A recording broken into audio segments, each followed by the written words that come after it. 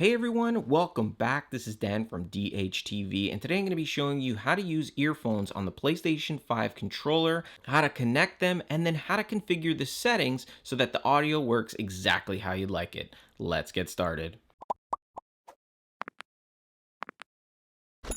Alright, so what you're going to need for this video is the DualSense controller, and you're going to need a set of headphones. We've got Apple's EarPods here, and you want to make sure that the set of headphones that you're using are wired and have a 3.5mm headphone jack.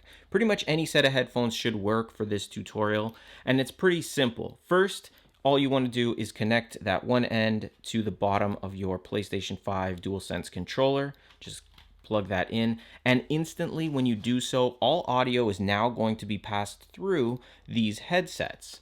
Now, if you want to configure where the sound is going to come from or how loud it is, all you have to do is press on the PlayStation button. One press, you'll get some options at the bottom, you'll see on the TV here, and you want to select the option sound.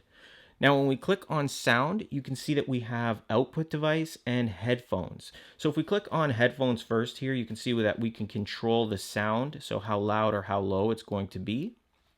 Click X to confirm it, and you can also configure the output device. So by default, it's set to my controller headset, but I can also choose to have it set to my HDMI device, which in this case is the TV. Now, you may have other options here as well, depending on what you have connected to your PlayStation 5, but that's pretty much how you can connect earphones to the PlayStation 5 controller and how you can configure the settings. As always, there's a link in the description to the full PlayStation 5 playlist with some great tips and tricks to help you get the most out of your PlayStation 5. If you found this video helpful or enjoyable, click the like button, subscribe to the channel, click the bell notification box to be notified when I post new videos, and if you want to help support the channel, there's a Patreon link in the description as well. Thanks for watching. I'll see you guys in the next one.